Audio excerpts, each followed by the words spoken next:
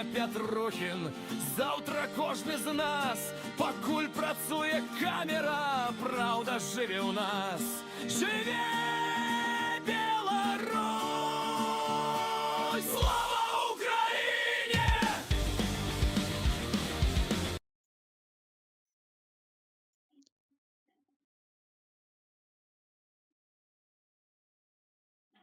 Добрый вечер, поважаныя сябры.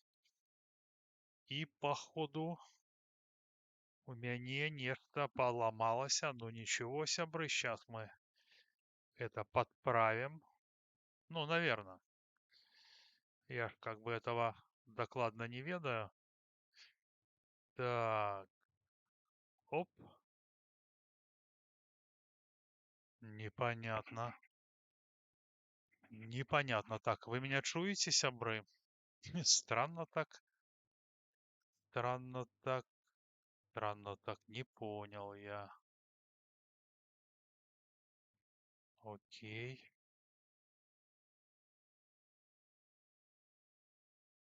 Что здарылася? Сябры, вы бачите, я сегодня працую у новым формате. У новым формате працую, и что-то у меня... Сябры, сорян. Я вообще не понял. Только что все проверял. Только что все проверял. И сейчас мы разберемся, друзья. Ну, блин, ну просто хочется уже все-таки OBS студия. То есть, вы понимаете, для того, чтобы у нас с вами были хорошие разговоры, размовы, вот, я стараюсь, блин, совершенствоваться, удосконаливаться, но почему-то какая-то лажа. Ну, смотрите, ладно, ладно, я как бы знаю там другой выход, да, из этой, потому что я ж как бы проколбасился со штучной интеллигенцией. Смотрите, я могу сделать, например, вот так, блин, не та камера, сейчас, оп, оп, ну давай эту, оп, то и снова ничего нету. Блин, да что за фигня, ребята? Что-то я очкую. Что-то я очкую уже. А как так здарылася? Да вообще непонятно. Захват экрана. Так. Вот, гость у меня есть. Все нормально. Володь, заходи. Слушай, может, разберемся по ходу дела. Ты чуешь меня, не? Так. Так, слухай, Володь, только что мы с тобой репетировали, короче. Вот. Но я думаю, что наши глядачи не сильно будут там на нас вкужаны. Ну вот смотри, как... Слухай, а ты паспрабуй зайсці ў Discord сам, вось. Ну, я зашел в Discord, я тебя бачу. Нет, я понял, меня нет на экране. То есть мой голос есть в этом, а меня нема, понимаешь? Вот в чем Вось справа. ты калі заходзіш у Discord, картинка з'яўляецца. Вось зараз я на стрыме, напрыклад, я сябе бачу. Нет, так я тебя бачу на стриме. Меня нет. Я смотри, А я ввожу источник. Да? Ввожу устройство захвата видео. Ввожу. Вот. слухай, ты калі хочаш адначасова ты павінен выключыць камеру ў Дыскордзе. Вось выключы камеру ў Дыскордзе. А, вот оно что, видишь? Бачыш, такая кнопочка ўнізе злева. Зелененькая. Вось я А вот я зараз включил. О, смотри, во, все по красоте, амиго. Амиго, ну все, сябры. Цудоўна. Дайте. Я отключаюсь, ці я застаюсь. Да, пока отключися, Володь, калі ласка. Зараз я поздарокаюсь с поважанными глядачами. Шановное господарство, напишите, калі ласка, як мне шутно. Ну, я так понял, что шутно офигенно. Вот, читаю, да. Дискорд, мля, гульневая программа. Слабо чувать? Сябры, ничего себе. Сделайте тогда, может, погромче звук. Вот, я буду говорить погромче.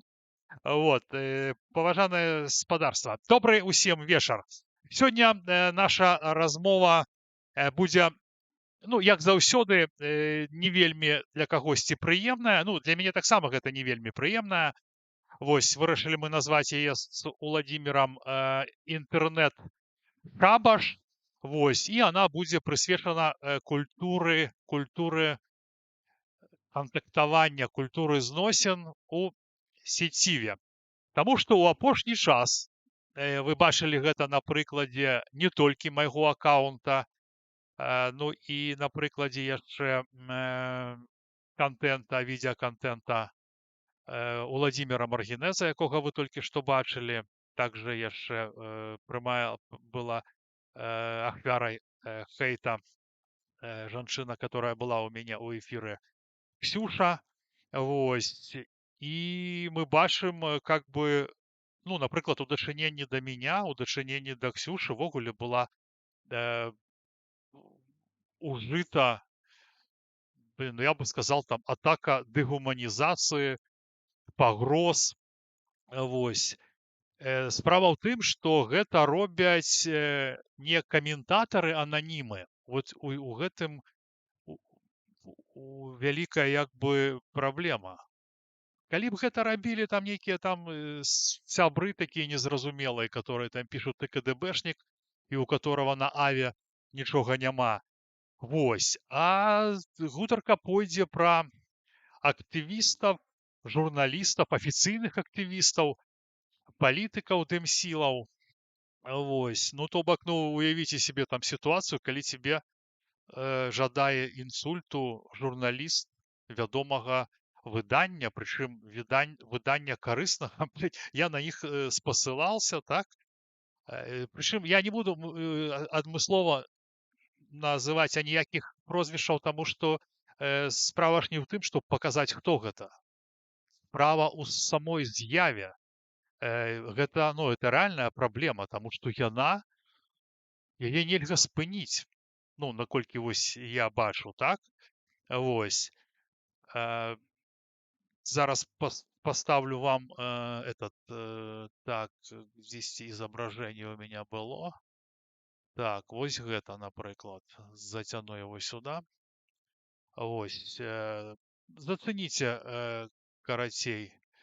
Вось, тут журналист з Белсата пишет про меня, уживая таксама дэгуманізуючую лексику, что он там собака.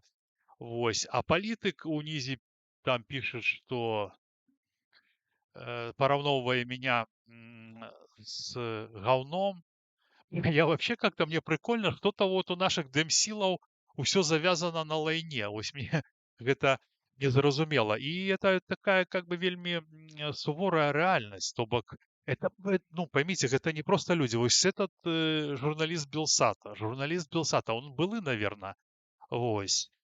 Это политик, который там ездит паўсюль на конференции, парэш-маре там, здае там на яхту на правы. Вось. І дазваляе сабе уживаць такую лексікалогію ў дачыненні да іншых. Ну, покажу вам яшчэ пару Вон, что это у меня тут з'явілася, нічога себе. Вось, покажу вам яшчэ, сябры, пару прыкладаў. Вось так. Ну, вось сейчас некай. Ну, то бок, что самое галоўнае у тых выпадках, которые я вам зараз прадставлю, такога рода паводзіны яны не абумоўлены, ну, ніякай правакацыі. То бок, я ввогуле не выказвался там у іхны адрас, не ўжываў ніякіх абразлівых слоў. Асабістага канфлікта такого, каб, ну, называць такімі словамі, таксама не было. Вось. І такія вось напады. То бок, я ж яшчэ раней вам показывал там цэлую атаку атак, да? На мяне публічныя людзі са статусам гэта робяць. А зараз таксама покажу вам даволі вядомую фігуру, которага усе ведаюць. Где тут ён у мяне? Да, сябры, мне так немножко сложновато. Так, а это что? Нет, это не то. Это, ну-ка, это тоже не то. Короче, ну, наверное, я его не заховал. Там, значит, был момент, я могу вам его прочитать, он у меня есть в сценарии. Алексей, говорю, вот кіраўнік фонда, который был дискваліфікаваны праз смяныя справаздачы, знакомитый, да, Леха Алексей. Всем долбоебам, которые пишут слово аудит, не понимая его значения. Вот. Я там не памятаю дакладна, гэта было ў дачыненні там да мяне, не да мяне. Ну, все роўна, публічна чалавек, якога ўсе ведаюць, который сябе пазіцыянуе ў дым-сілах як анёл, які там усім дапамагае, который там пишет, мне писал, да ты столько не сделал, сколько я, ты вообще должен молчать. Вось. І агрэсіўным тонам адказвае на пытанні пра аўдыт. Дэманстратыўна пагардліва ставіцца да крытыкі, падкрэслівае непавагу да людзей, якія задаюць фінансавыя пытанні. Ну і шаноўнае гаспадарства сёння был цудоўны сёння был, значит, вынік сёння был, значит, Владимир Мацкевич. Ну, тут просто называть философом, тут понятно, короче, ну, он один у нас, бесценный, гигант мысли, отец белорусской демократии, значит, поставил себе на Фейсбуке, типа, что он там, были у него дебаты с Николаем Дедком. Ну, блин, ну я ему написал, вот почитайте, вполне же как бы, ну, человечьим языком, потому что меня это турбует. Человек, который был в эпицентре скандала, скандал этот никак не залатвили, ён нічога не абвяргае, все как бы, все так есть, да, там эти теплые ванны нашего ведущего с Еврорадио, который там его выводит из-под огня, да, что типа, ну, вот это же давно было, там, кто так яна, там же яна КДБшница, вось. А то, что человек зрабіў у 29 год, ну, как читали ж Набокова, да, Гумберт, ну, со школьницей, и это ок, и аўтарытэтны чалавек, ну, якім, ну, как бы падаецца ж, да, Мацкевіч, ён з ім ідзе на эфір, на этом эфіры ён у яго нікога не пытае пра гэта, яны там хваляць Ціхановскую, ну, ладно, не істотна, но просто ён нармалізуе, то бок, сваім аўтарытэтам, сваім сімвалічным капіталам, сваёй адсіткай, усім сваім жыццём 70гадовым ён нармалізуе Міколу Дзядка, который стварыў вельмі некарысную, кажу, вельмі, ну, нехарошую рэч, якая ў грамадстве асэнсоўваецца як, кстати, у северинца спросите, да, это грех, когда взрослый мужчина со школьницами спит? Ось он вам откажет. Вот. И в нашем громадстве ставление до гэтага однозначно. И смотрите, что он мне пишет. Про який скандал, что вы верзете. Верзете — это такая форма, типа, что ты там несешь, да? Ну, а потом, видите, я говноедством не интересуюсь. Сябры, ну, блин, вы разумеете, что вот это очень, как бы, я вельми моцно огорчился сегодня из-за Владимира Мацкевича, потому что, ну, бля, ну это просто, ну, не могу понять. Вот, и куда мы катимся? Куда мы катимся? И тренды-то задают. Кто задает тренды? Тренды задают дым-силы, грандососные журналисты, э, грандососные активисты, потому что, ну, я не видел, ну, как бы понятно, что если там просто человек гэта робіць, ну, нейкі там, ну, не в адэкваце, ну, что на него увагу звертать? Но на этих же людей немагчыма не звертать увагу. Вось, ну и сегодня у нас человек у гостях Владимир, блогер Маргинес, на канале яго 400 чалавек. Я спадзяюся, вы подпишитесь на Уладзіміра, я заставил яго і тэлеграм-канал, і заставил яго і этот фильм, который был. Вось, Уладзімир, заходи, поразмаўляем с тобой. Прывітанне. Добрый вечер. Вот, так, добрый Прывітанне вечер. чату. Прывітанне чату, так. Сябры, дайте, калі ласачка, нам адваротную сувязь. У меня сегодня шмат задачны эфир такі, і насамрэч мне так цяжкавата, таму што ўпершыню гэта раблю. Напишите, что как нас чутно. Так, а колькі чалавек нас глядзіць? 81 чалавек, вельмі добры. Я могу сказать, что мяне трошки мутновато бачно, то бок картинка як быццам з нізкай яркасцю. Как будто мы з нізкага інтэрнэта з тобой. Ну, я За- докладно. Так, У мою частку інтэрнэту сонечныя прамені не доходят. Так, ага, зараз. Бабах. Так, так. Это я выключил тут эту. Так. Блин, ну что-то. Так, сябры, как видно Володю, напишите. Сергей, ты про гостя не забудь. Не забуду. Так, мутно. Да, говорят, что мутно. Не як бы фильтр. Слушай, а может, ты чуешь меня, не? Так. Может, я тебе про нейкий фильтр пропустил, Володь, я не ведаю. Я без понятия. Провер. Без понятия. Не ведаю. Я тебя не бачу у гэтым. Ты у меня, ну, замест себе черный квадратик. Где? У Дискорде? Нет, так, вот тут, у АБС-ки. Гэта таму, што ты пераключаешься паміж вокнамі, табе трэба у Дыскордзе сядзець увесь час. Так, если я вот сейчас в Дискорде, окей. Ну, окей, хорошо. Ну что, про гэта і паговорым, спадар Уладзімир. Я хочу распавесці гледашам, што по астатачнаму дасталося Уладзіміру.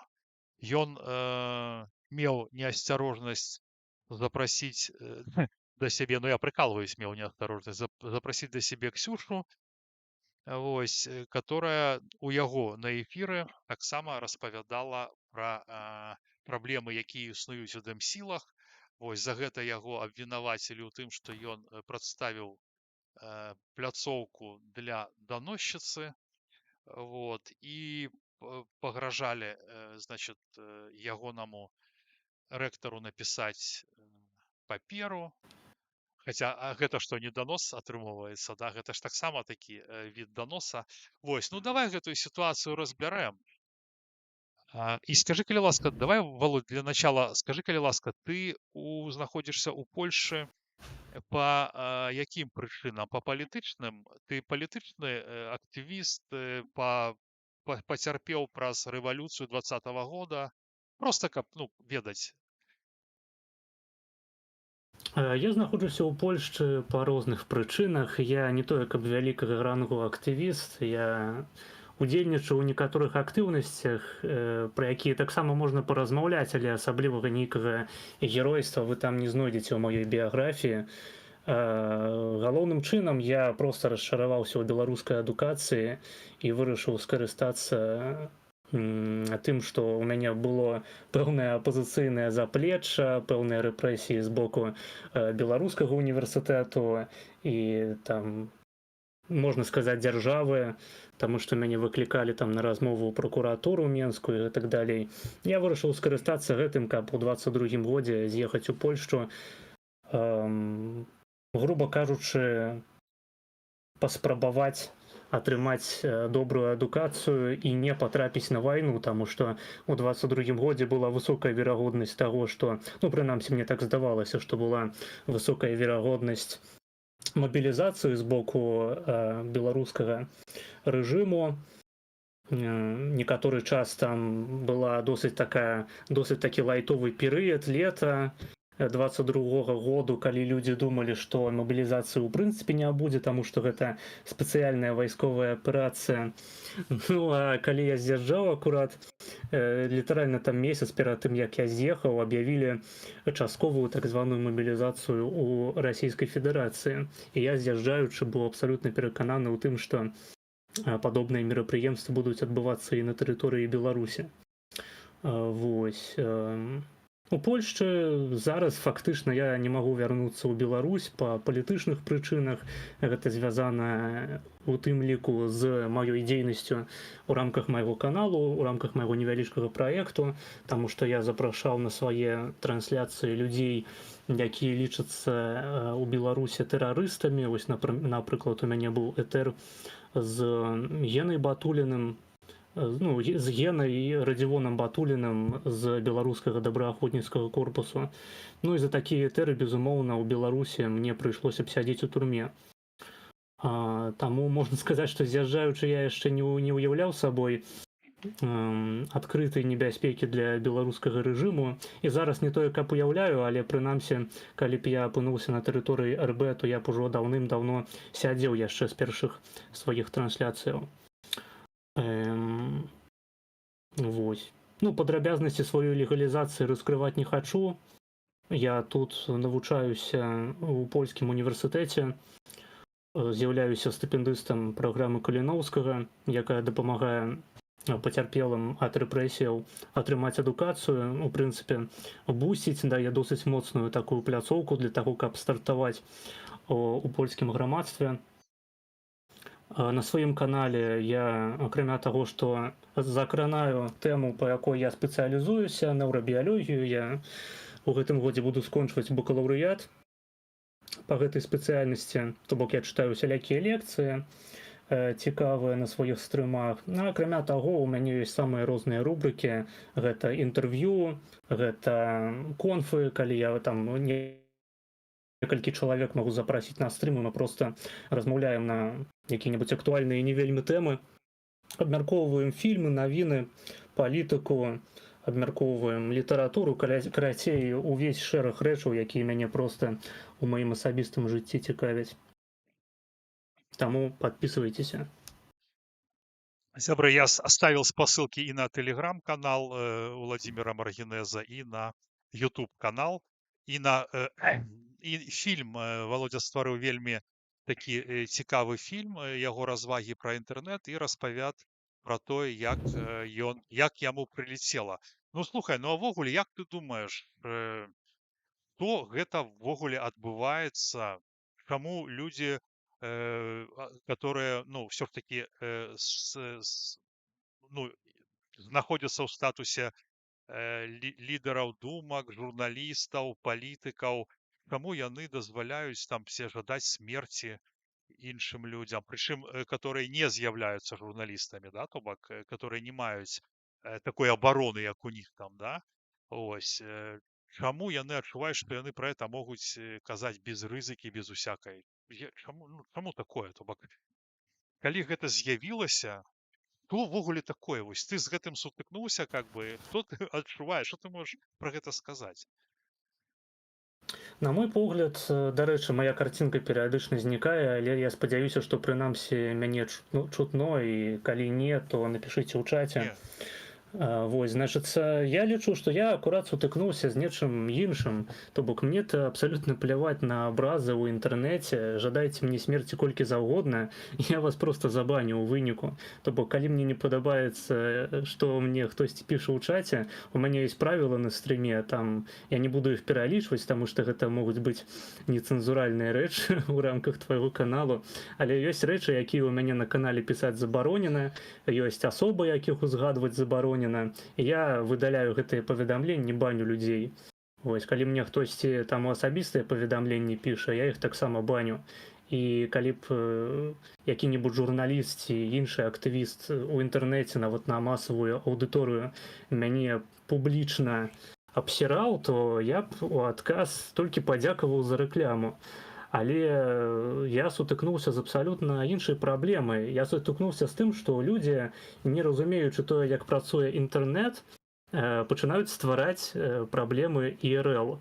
мне, чалавеку, які гэтых людзей да гэтага бараніў і ў прынцыпе выступаю за інтэрнэт-этыкет, за тое, каб рэчы, якія адбываюцца ў інтэрнэце, заставаліся ў інтэрнэце. Просто на ўзроўні цывілізацыйным гэтага не разумеюць. Яны прыехалі з Рэспублікі Беларусь, скажем, нават у такую адносна свабодную краіну, як Польшча, і прывозяць сюды свае звычкі, свае старыя навыкі.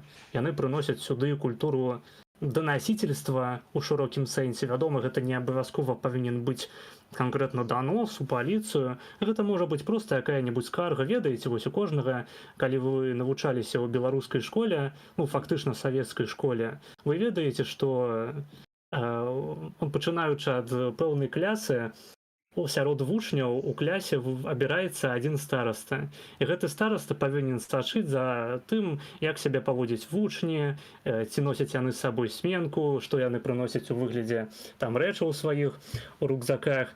Адначасова з тым, калі яны заўважаюць, што хтосьці паводзіць сябе неадпаведным чынам, яны ідуць распавядаць аб гэтым настаўніцы. То бок фактычна займаюцца такім, я не ведаю, ябеднічаствам, у нас так гэта ў дзяцінстве называлася.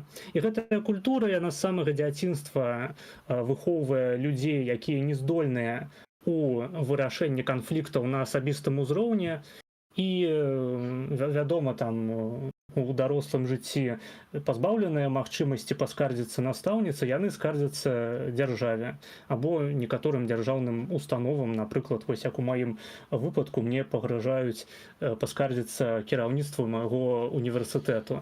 Вось пагрозы досыць смешныя, скардзяцца ва ўніверсітэт за тое, што хтосьці кагосьці абразіў у інтэрнэце, але гэта немагчыма, гэта сапраўды можна зрабіць і стварыць, нават калі гэта будуць дробныя праблемы, ўсё роўна праблемы ў маім рэальным жыцці. Нагадаю, што я акурат ніякіх праблемаў у рэальным жыцці нікому з гэтых людзей не рабіў, я наадварот іх бараніў, як я ўжо вышэй узгадваў. То бок я лічу, што гэта проста савецкая культура, то бок яны самі могуць абражаць, яны самі могуць камусьці пажадаць смерці, і пры гэтым усё роўна, ведаеце, гэта такое савецкае хамства таксама. То бок калі твоё пытанне датычыць менавіта хамства, то гэта безумоўна тыпова савецкае хамства. З іншага боку, я лічу, што хамства не павінна карацца законам і не павінна выходзіць за межы дыскусіі нейкай, нават калі яна адбываецца на такім нізкім узроўні. На жаль, мае апаненты лічаць іначай. Ну да, слухай, ну атрымоўваецца, я табе скажу, што это вось як, ну как лукашысты. То есть мне знаешь, што ну тут у гэтай сітуацыі дзіўна. Ну я табе шчыра кажу, у цябе на канале 400 з нечым падпісантаў, да? Столькі же падпісантаў на канале гэтага чалавека, да? На грантавым канале. Твой канал на грантах? Нет, я наколькі я ведаю. Канал не на грантах. Ну вось. І чаму ім так, яму так не спадабалася? Гэта ж гэтая таралагіня, яна ж не ягоная жонка, яна ж не ягоная сестра, так? Чаму гэта так зачапіла настолькі? То есть смотри, я один чалавек, Ксюша другой, ты трэці. І тут же цэлае кола бурлення ў гэтым чаце, толькі рэфарматары і рэфарматаркі, ввогуле дзіўны чат. Я раю всем туды схадзіць, паглядзець, хто там, і каб разумець і запомніць, хто там ёсць, ну на будучыню, чтобы гэтыя людзі, не дай бог, там не сталі какімі-небудзь кіраўнікамі ў нашай новай Беларусі, таму што вы бачыце, якія яны навязваюць нам правіла гульні. Вось. Так як так сталася? Чаму ён так завёўся? Што яму з гэтага? Вось я не магу зразумець. Я пра яго не думаю ніколі. Што ён там мне інсульта пажелаў, там, ради бога, там, ну, мне меня волнует, што складываецца сістэма. Я да гэтага расказаў пра 5 выпадкаў, а тут яшчэ, пра 5. Ты понимаешь, это сістэма, гэта не адзіночны выпадак. Шчыра кажучы, я думаю, што аб прычынах ягонай такой эмацыйнай рэакцыі трэба пытаць непасрэдна ў яго. Я магу толькі здагадкі нейкія выказваць. Наогул, мне здаецца, проста ты ўзгадаў пра зноў ж такі пра гэты данос, якабы, які напісала Ксюшанька публічна. Хаця фактычна, на мой погляд, гэтую інфармацыю ніхто б не заўважыў, калі б не настолькі эмацыйныя рэакцыі ад некаторых персанажаў. Вось мы працягваем гэтую тэму зноў і зноў падымаць, хаця здавалася б, людзі, якія б сапраўды хваляваліся за лёс гэтай жанчыны, гэтай тэралягіні, яны б хутчэй працавалі на тое, каб інфармацыя выдалялася і канфлікт дээскаляваўся, каб пра гэта людзі проста менш размаўлялі. Але пра сваю эмацыйную рэакцыю яны прымушаюць проста супрацьлеглы бок да таго, каб зноў і зноў апраўдвацца, напрыклад, выцягваць новыя факты, пачынаць новыя дыскусіі, запускаць новыя трансляцыі, гэтак далей. Я закладаю, што значная частка людзей маглі ведаць з гэтага чату тую асобу, з якой усё пачалося. Ведаць я гэтага дакладна зноў ж такі не магу, я не ў тусовачцы. З іншага боку, я сам, калі праводзіў этэр з Ксеніяй, здзіўляўся таму, што такая нізавая, здавалася б, актывістка, якая не выходзіла да апошняга часу за межы твітару, выклікае настолькі бурлівую рэакцыю у гэтай тусоўцы журналістаў гэтага чату рэфарматараў. Не толькі ў чаце рэфарматараў, насамрэч і ў твітары, проста мяне заўсёды ўразлівала, наколькі моцна гэтая жанчына здольная выклікаць бурленне гоўнаў. Я закладаю, што проста людзі у гэтай кампаніі дружочкаў-піражочкаў бароняць сваіх і нават не звяртаюць увагу на тое, правільна гэта ці няправільна. Ну, вельмі такі паказальны факт, што калі у дачыненні да мяне была там атака, да, у дачыненні там да этой Ксюшы, да цябе, я табе шчыра скажу, я не бачыў, ну ты мне даслаў скрыны, таксама даволі красамоўная, вось, то ніхто не сказаў: ребята, бля, что вы делаете? Вы что, гоните? То есть я як думаю, ну вось, Владимир, нават даже калі мы с тобой сябры, ну, калі б мой сябр камусьці пожадаў інсульту, ну, я б ему сказал: ты что, гонишь? Ну, реально, как бы я за тебя, ну, брат, ты что? Ты же это робишь публично, ты же публичный чел, и ты дегуманизуешь человека, а у них атрымоўваецца, что они ж понимают, что так нельга рабіць. Они ж разумеюць. Ты ж сам цудоўна как бы ведаеш, что там шмат разумных людзей. Ты згодны з гэтым? Шчыра кажучы, я б не даваў такіх ацэнак. Слухай, окей. Бок, ведаючы, якога чалавека яны там прымаюць за мясцовага філёзафа, у мяне не вельмі вялікі давер да іхніх крытэрыяў ацэнкі інтэлектуальнасці. Послухай, я табе скажу так, что я не ставлю знак тождественности, да, между умным и порядочным. Может быть умный, может быть Эйнштейн, да, мерзавец, но я табе скажу, что у шмат каго з іх, ну, на мой погляд, мы сёння прозвішча не называем, яны разумныя людзі. Яны выступаюць па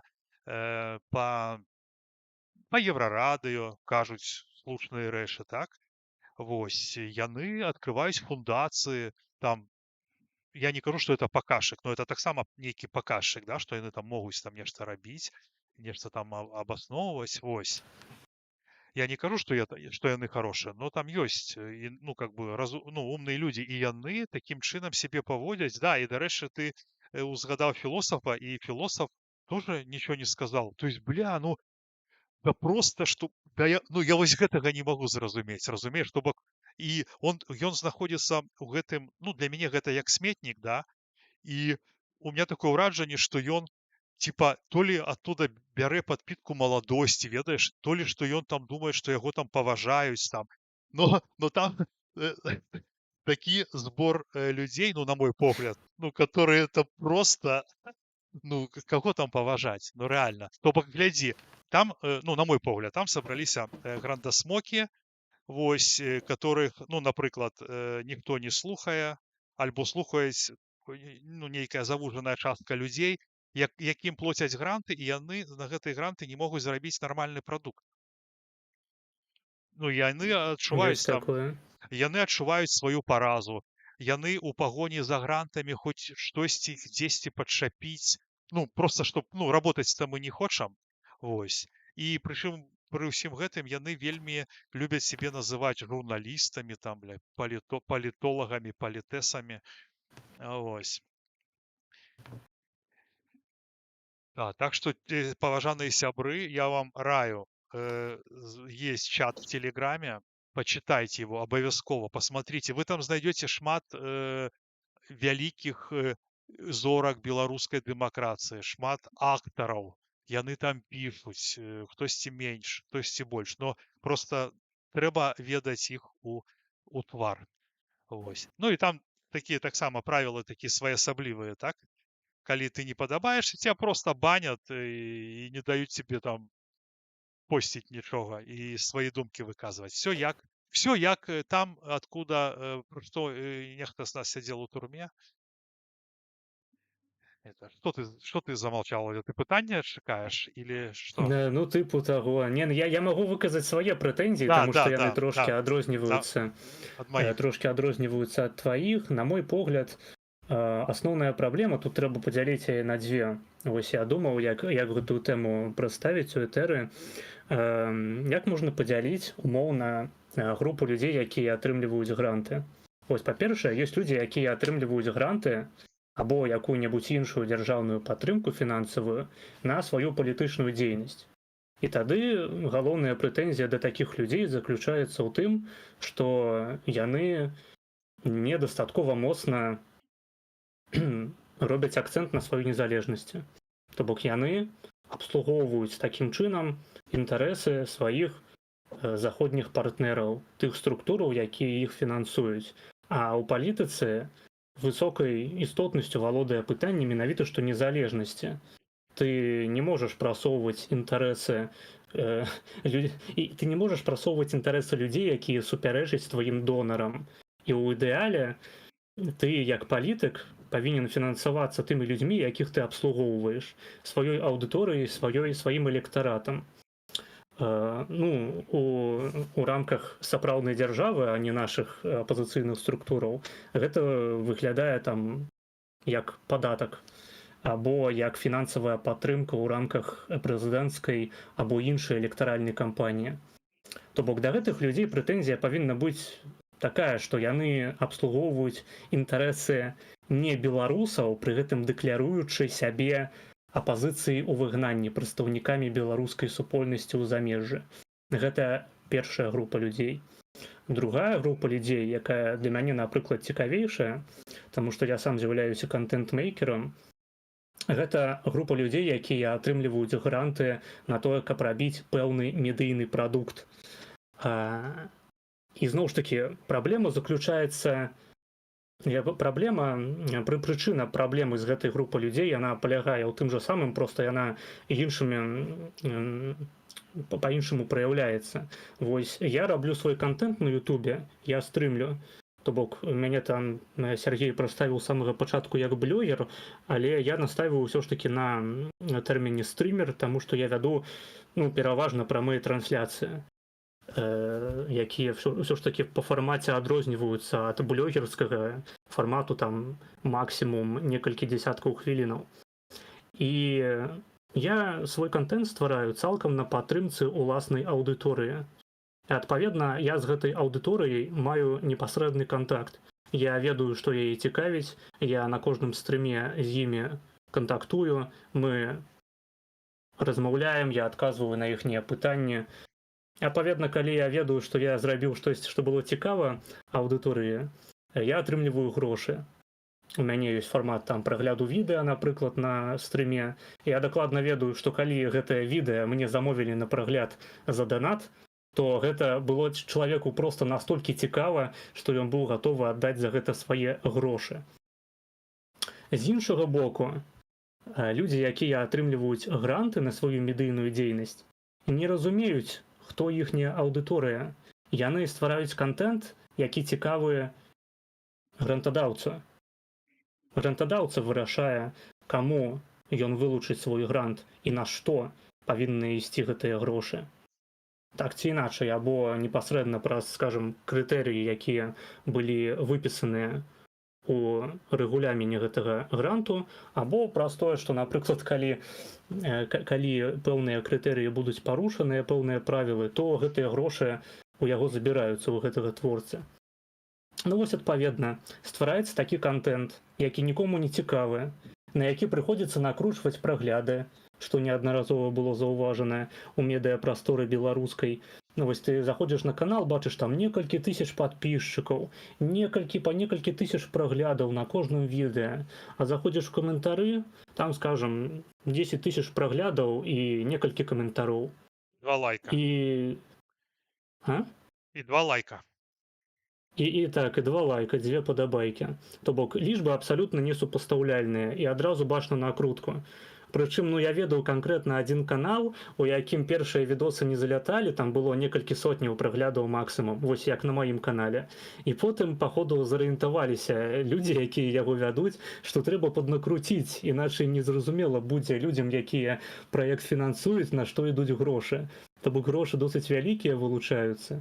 Зноў ж такі, чалавек, які атрымлівае грант на сваю медыйную дзейнасць, ён чамусьці адразу бяжыць купляць самы дарагі мікрафон і замаўляць самую дарагую студыю сабе на тое, каб размясціцца там якія-небудзь айпады, сталы абсталявання. Усё трэба зрабіць на найвышэйшым узроўні, вось як у тэлебачанні. Іначай медыйны контент не задасца. Ну, глядзець гэта ўсё роўна ніхто не хоча, але прынамсі выглядае дорага-багата. Вось грошы вялікія на гэта ідуць, а людзям ўсё роўна не цікава глядзець. Людзі ўсё роўна лепей зойдуць на мой стрым, зроблены на каленцы, але прынамсі з душой, чым будуць праглядаць якія-небудзь падкасты на якую-небудзь тэму аховы правоў жанчын ці якіх-небудзь тонкіх псіхалагічных праблемаў хатняга гвалту і так далей, якіх-небудзь, магчыма, абароны ЛГБТ-супольнасцяў. Тое, што людзям не цікава, але цікава грантадаўцам. Гэта могуць быць самыя розныя тэмы, зноў ж такі, гэта не толькі тэма, звязаная з чыстым лявачствам. Ёсць такі канал быў, дакладней, «Дамова». Там праводзіліся дэбаты на розныя тэмы. Там вось быў Яраслаў Григор'яў, беларусіяна, удзельнічаў неаднаразова. Там былі дэбаты паміж феміністкамі і, ну, там, феміністамі і антыфеміністамі, паміж расейцамі і беларусамі, паміж сацыял-дэмакратамі і лібертарыянцамі. Ну, самыя розныя такія былі дэбаты, досыць цікавы фармат, на мою думку. Праіснаваў праект, я не памятаю дакладна колькі, ну, магчыма, год. І было відавочна, што ён кімсьці фінансуецца. На сённяшні дзень каналу «Дамова» не існуе. То бок, усе відэа з яго былі выдаленыя, і контент, які застаўся, ён існуе выключна ў выглядзе выразак людзей, якія калісьці гэтыя відэа пампавалі сабе для сваіх асабістых мэтаў. Зноў ж такі, праект просто зачыніўся. І так выглядае сярэдні праект, які робіцца на гранты на беларускім ютубе. То бок, спачатку вельмі моцны старт, адразу накручаныя падпісчыкі, аўдыторыя, там, магчыма, з'яўляюцца грошы на рэкламу, і тады можна нагнаць сапраўдную аўдыторыю. Пэўны перыяд часу гэты контент існуе абсалютна штучна, без падтрымкі аўдыторыі, таму што, зноў ж такі, з аўдыторыяй трэба працаваць, яе трэба прывучаць да таго, каб данаціць. А яе ніхто не прывучае. Ну, навошта, калі ў цябе і так ёсць фінансавае забеспячэнне ад тваіх спонсараў. І проста калі дамова скончваецца, калі грант перастаюць табе вылучаць, праект стопаецца, праект больш ніхто не піліць, і вельмі часта відэа цалкам выдаляюцца. То бок існаваў цэлы пласт беларускай культуры, які мог бы прынесці карысць у будучыні, магчыма, хтосьці мог бы натхніцца, каб пазней працягнуць сваю творчасць у падобным фармаце. Не, проста гэта выдаляецца, таму што, ну, напрыклад, я не ведаю, з якіх прычынаў. Напрыклад, некаторыя людзі, якія свяціліся на гэтым канале, цяпер не хочуць свяціцца ў інтэрнэце. Напрыклад, ну, дапусцім, яны вярнуліся у Беларусь. Так. Як гэта цяпер часта здараецца насамрэч. Вось такім чынам вось гэтая другая група, пра якую я ўзгадваў, якія атрымліваюць грант, яны не разумеюць, як працуе інтэрнэт. Яны ніколі не існавалі у канкурэнтным асяроддзі. Яны ніколі не змагаліся за аўдыторыю. Яны змагаліся, яны канкуравалі толькі за грантаў, толькі за грантадаўцаў. За тое, каб падаць дакументы, падаць там нейкі праект на разгляд у еўрапейскую структуру, часта дзяржаўную структуру, і атрымаць ад іх грошы, атрымаць ад іх падтрымку. А тое, што насамрэч цікавіць аўдыторыю, застаецца проста па-за іхнім полем інтарэсаў. І ў такіх умовах нараджаецца тая самая снабіцкая карпаратыўная культура, якую мы бачым у чаце рэфарматараў. Вось, напрыклад, я там чытаў, мне дасылалі некаторыя паведамленні, людзі здзіўляюцца, што, аказваецца, калі ты піліш контент у інтэрнэце, ты праз вельмі доўгі час, асабліва калі ты робіш контент па-беларуску, ты знаходзішся на ўзроўні некалькі сотняў падпісчыкаў максімум. Для людзей навіна, што прыходзіцца там змагацца за кожны прагляд, за кожную падабайку, і гэта ім падаецца смешным, што нейкі там блогер з ніжняга інтэрнэту намагаецца набраць больш аўдыторыі, там пахайпіцца, цікавую трансляцыю правесці, або прыйсці вось як сёння на трансляцыю на вялікім досыць канале. Для іх гэта смешна, яны да гэтага ставяцца з вышыні, хаця самі аніякіх абсалютна медыйных праектаў не маюць. І гэта, на мой погляд, выклікае тое, што яны могуць вельмі эмацыйна адрэагаваць на нейкую падзею ў інтэрнэце. Яны яе не разумеюць. Яны бачаць нейкую незразумелую рэч у сваім поле зроку і пачынаюць яе хейціць.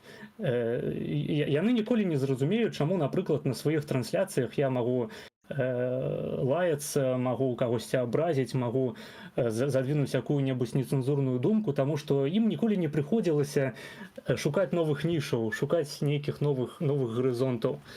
Адпаведна, інтэрнэт і контент, які раблю я, які робіш ты, ім падаецца, я не ведаю, мабыць, варожым, мабыць, небяспечным, ва ўсялякім разе чужым.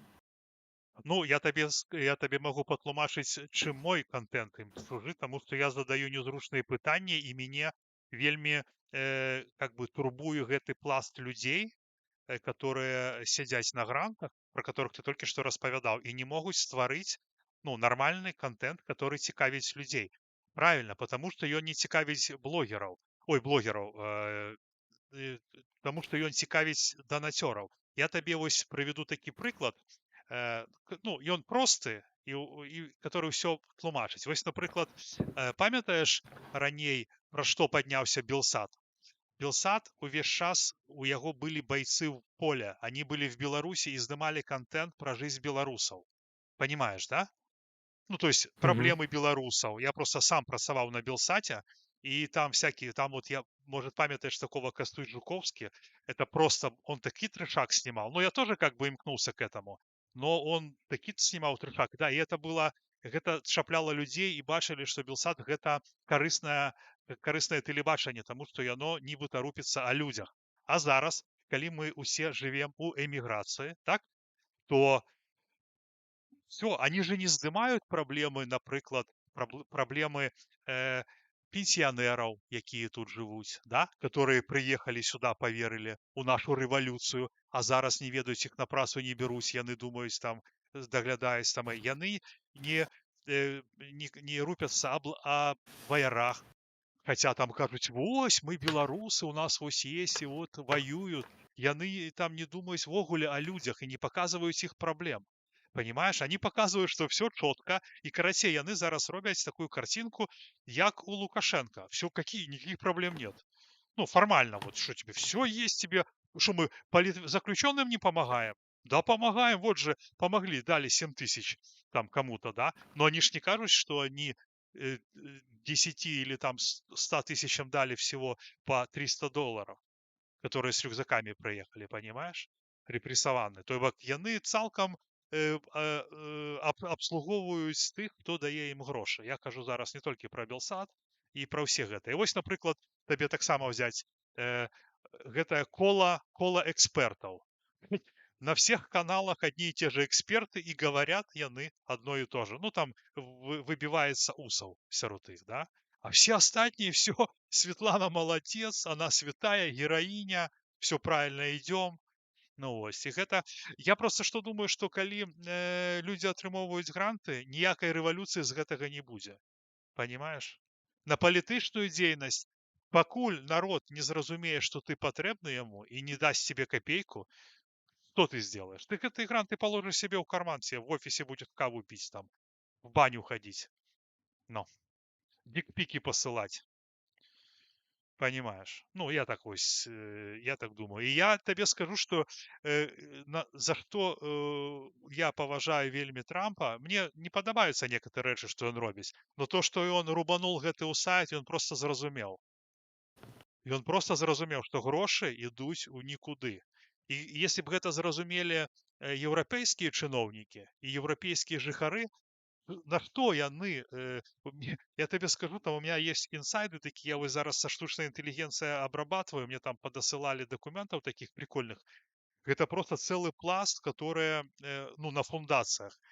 Этот, Центр белорусской солидарности, Халезины, потом Новиков, этот Маланка Медио, этот Маринич, просто это такой пласт, там по 8, по 12, по 3 фундации, там, да, понимаешь? И они где-то, я смотрю, там поступления, мэрия Варшавы, Варшавский МЗС дает деньги, Варшавский, ну, понимаешь, про что я кажу? На что? На что? Куда гэтыя грошы уходят?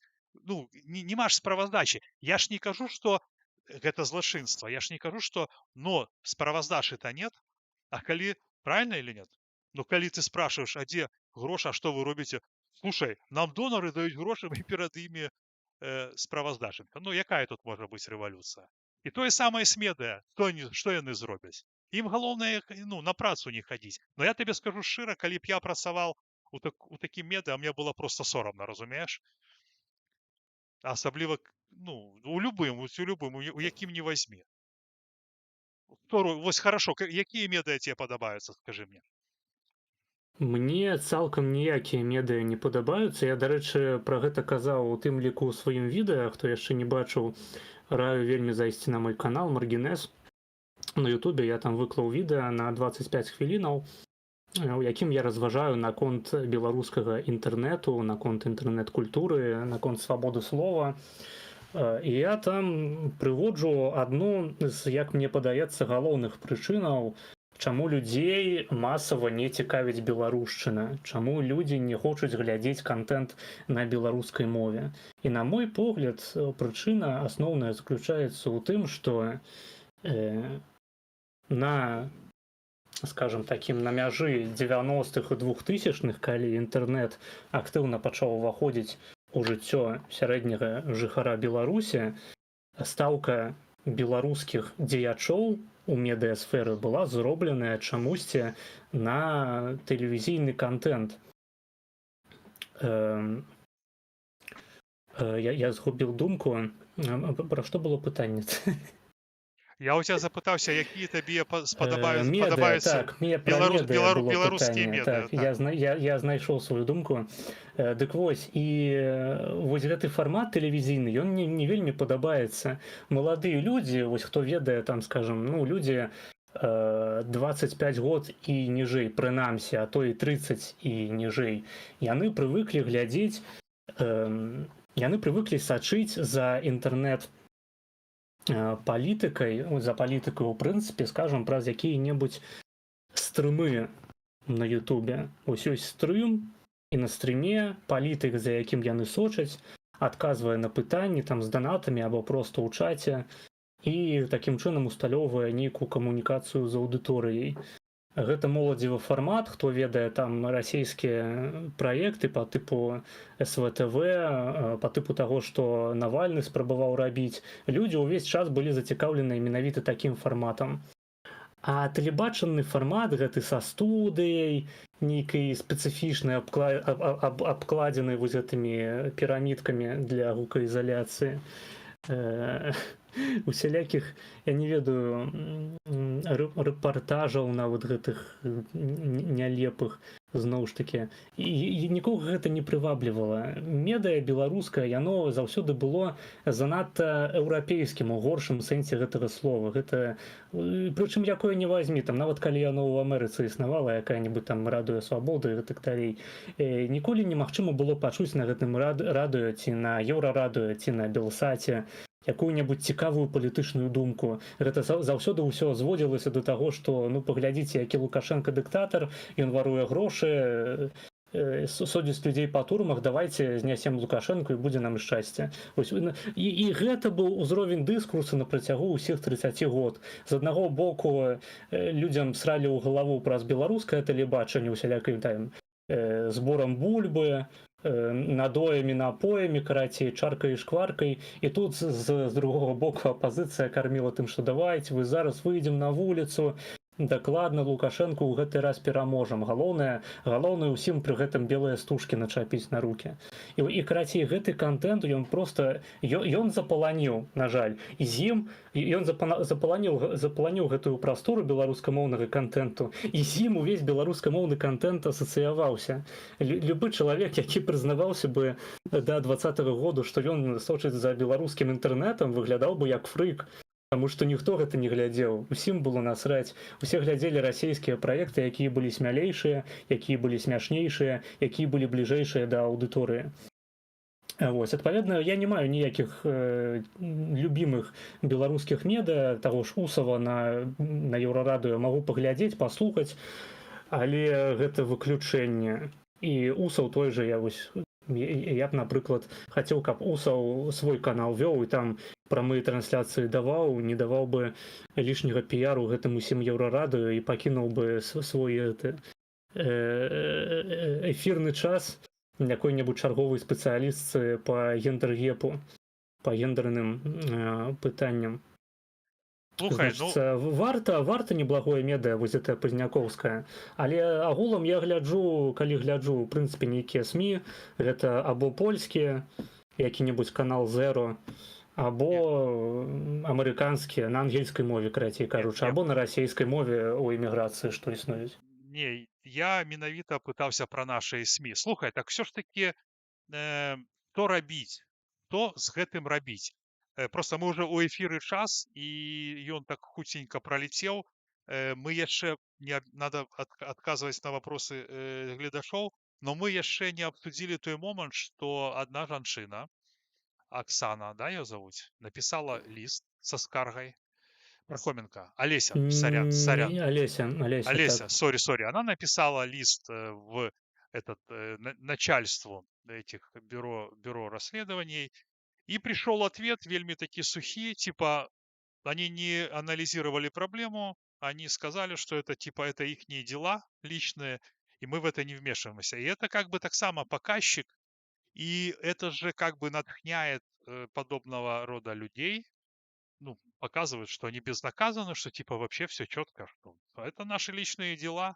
Вот, но насамрэч люди, которые живут у Беларуси, яны ж бачаць, что здійсняецца, яны ж как бы анализуюць, яны бачаць, что ну, навязывается, что культивуется, такая фигня, и якая такая новая Беларусь. Вось я хочу тебе задаць пытанне, як ты шчыра думаеш, калі, напрыклад, зрабіць выбары у Беларусі зараз за умоўнага Гайдукевіча, вось зараз, пасля 6 лет нашай барацьбы, і за каго прагаласуюць, за умоўнага Гайдукевіча ці за Ціхановскую? Только шчыра скажы. Я не ведаю, шчыра кажучы, я выступаю супраць агульнага выбарчага права, я б не хацеў, каб у новай Беларусі адразу пасля транзіту ўлады адбыліся нейкія выбары, таму што людзі проста абяруць сабе новага Лукашэнку. І я, дарэчы, я абсалютна не сумняюся, што Святлана Ціхановская, калі б не перамагла, яна б магла набраць большасць. Таму што прайшла б кампанія электаральная, людзям бы зноў проста загналі якую-небудзь вату ў галаву, яны б паверылі і пайшлі галасаваць, так, як гэта было ў 20-м годзе. Або, ну, скажам, каб не выкарыстоўваць людзей, якія, умоўна кажучы, зашкварыліся папярэднімі выказваннямі, яны дастануць новую якую-небудзь Ціхановскую, або Ціхановскага, якога-небудзь чалавека абсалютна левага, які ніколі палітыкай не займаўся, і скажуць, што гэта наш новы нацыянальны сімвал. галасуйце за яго, а то Лукашенко нападае, грубо кажучы, і прагаласуюць. Проста пытанне тут павінна стаяць не ў тым, каб як нам зрабіць, каб я не ведаю. Зноў ж такі, я не тое, каб чалавек, які славіцца на сваіх стрымах выказваннямі наконт веры ў светлую будучыню Беларусі. На мой погляд, гэта ў прынцыпе тупіковы шлях. На мой погляд, ну, допустим, хтосьці прагаласаваў бы за Гайдукевіча там масава, або за Ціхановскую, а якая розніца паміж імі? Ну насамрэч жа ніякая абсалютна. Ну, Э, ладно, окей, Культура, якой яны карыстаюцца, это адна і тая ж культура. Вось мы бачым, як яны ставяцца да сваіх апанентаў у замежжы, маючы, ну, абсалютна нейкую нікчэмную ўладу, нейкія крохі абсалютныя. Але нават уваходзячы проста адной нагой у нейкі кабінет, яны ўжо гатовыя ствараць праблемы людзям, якія прамаўляюць думкі ім не блізкія. Вось уявіце сабе, што гэта будзе, калі яны прыйдуць да ўлады.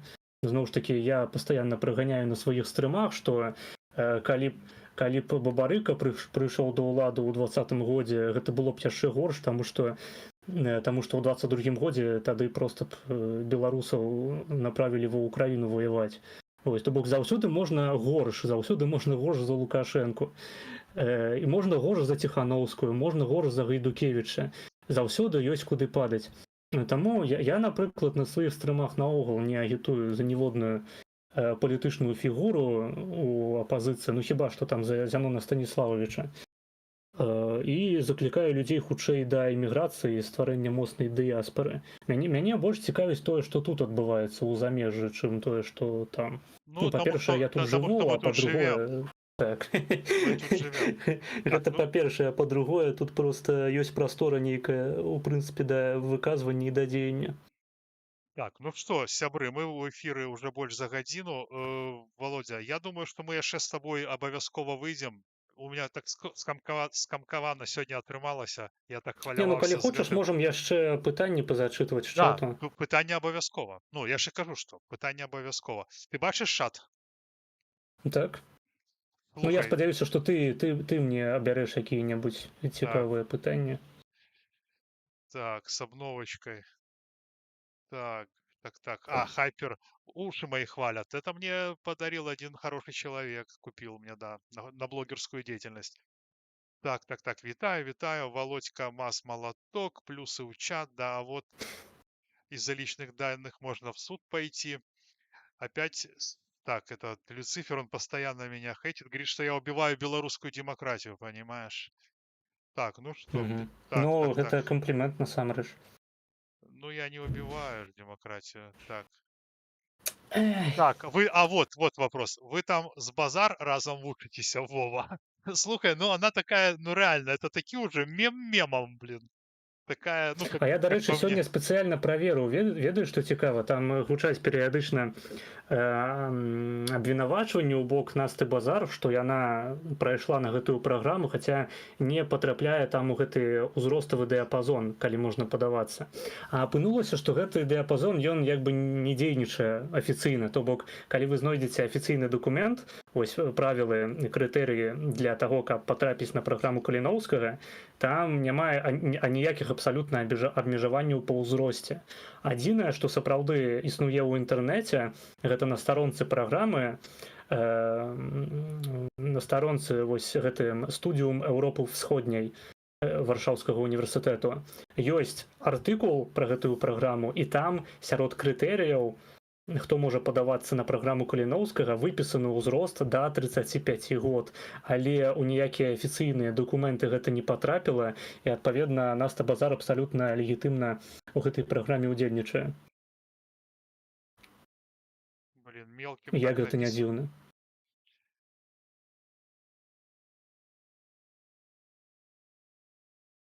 Ці ёсць магчымасць данаціць, каб зачыталі адразу паведамленне? Ну, слушайте, я так про это не думал, там, типа, как я бачил у этого на Еврорадио. Кто, типа, платно делает донат, того читаем. Да я и так стараюсь читать заўсёды. Сапраўды цікава, чаму грантовый проект Мелкозерова зьмуўся, што за прычына? Ну, Так, невядома. невядома. Тут у Куды ён претэнзій- падзеўся? Так, гранты «Новая нафта». Треба дзякаваць Богу за іх, как бы мы жили. Но это, так я понял, прикол. Не чапляйте, так, покойников. Так, ну не буду я, да, не буду трогать. Оксана Якушек, дзякуй за донат. Скаргі. Ну, карацей. Так, а ўсё, Пятрухіна спансуюць беларусы Амерыкі. Значыць, яны яго і курыруюць. Вунь машыну ўжо купілі. Пятрухін больш не незалежны. Владимир, мне купілі рэальна машыну, каб я не ездзіў на ровары. Вось, машина, ну, хорошая, но в плане, ну, не $5000. Ну, понимаешь, да, чтобы можно было ездить. Тут в Польше ж можно купить машину и за 1000, и за $1500. Великий дзякуй Мгм. амерыканскім падпісантам. І вось гэта менавіта тое, пра што ты казаў. Справа ў тым, што ініцыятарам быў чалавек, якому я даўным-даўно ў 16-м годзе біўся там за яго у бярозе. Понимаешь? Вось, і он гэта запомніў, попал в Амерыку, і вось как бы не забывае мяне з жонкай там, ну, дзякуй ему вялікі. Я просто про тое кажу, што гэта, как тебе сказать, гэта не донат, а гэта как бы такая, ну, показывает, что ты патрэбны, это такая аддзяка. Ну, понимаешь, про што я кажу? То бок не то, что там, блин, ну это вельмі круто насамрэч. Я табе яшчэ скажу, Вядома, вядома. Вось амерыканскія данатары, перайдзіце, калі ласка, на мой канал, там спасылачкі ёсць усялякія. да, Ну, ёсць, вось, таксама можаце ёсць падтрымаць. посылки. Так, Трамп, северинец, сила, конечно, да. Так. Канал Гены карыстаецца папулярнасцю, хаця ён воюе і зусім не блогер. Ён на беларускай. Да, кстати, вот ты вельмі слушна сказал у сваём фильме, спасылка на які ёсць у каментары, ты закликаешь людей, рабіце, стварайце свои каналы хоть на 100 чалавек і аб'ядноўвайцеся. Я табе скажу, гэта вельмі цвярозая думка і вельмі, ну, мне падабаецца. Сиди себе, разговаривай. А ты ведаешь, у Польши есть такая культура, я калі прыехаў, там поляки в ТикТоке собираются и абмяркоўваюць праблемы панства. Ты чуў про такое, не? Не, я не вельмі ў тыктоку, не паглыблены, так, на жаль. ну, в чём смысл? Адпросім тыкток. Гэта было ў тыктоку. Яны абмяркоўваюць праблемы свайго горада. Понимаешь, вот я, напрыклад, был у гэтай Катавіцы, яны там все что-то, і яны запрашалі мяне ў якасці эксперта, чтоб я ім распавядаў пра турму, а з другога боку был беларус, бацька амапаўца. Карацей, меня запрашалі 2 раза. 50 человек сидит в чате, и вось у нас типа батл. Он меня там типа гасит, а я ему привожу контраргументы, понимаешь? Он говорит, что Беларусь это круто. Ну, напрыклад, понимаешь? Я кажу про супольнасць, про выстраивание, ну, сувязей. Да, я у тым сэнсе, што калі ёсць жаданне, выходзьце в эфиры, собирайте людей зараз і размаўляйце з імі. Рабіце контент, абмяркоўваеце навіны, як гэта робіць, ну, Владимир. Вось. Гэта Так, гэта такая, правільна. это файная рэч.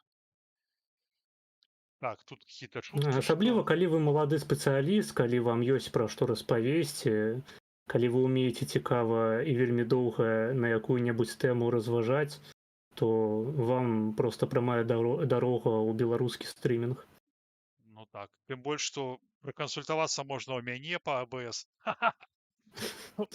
Цяпер ужо так. У Володі. Высокакласны спецыяліст. Так, ну што, сябры, будзем на гэтым з вами развітвацца. Значит, Владимир, я спадзяюся, што мы яшчэ з тобой сустрэнемся на маім канале абавязкова, абмяркуем якую-нибудь тэму про маладзёжную палітыку, напрыклад, офіс Светланы Ціхановскай, што-небудзь такое. Вось, жыве Беларусь, дзякуй табе вялікі. Развітвайся з гледачамі, я яшчэ зараблю анонсік. Так, няма за што, запрашай яшчэ, ахвотна прыйду. Гледачам я зноў ж таки нагадваю падпісвацца на мой YouTube канал, на Twitch, на Кік, на Telegram канал. Хто хоча падтрымаць фінансава, ёсць аднаразовыя данаты, ёсць падпіска на Патрыёне.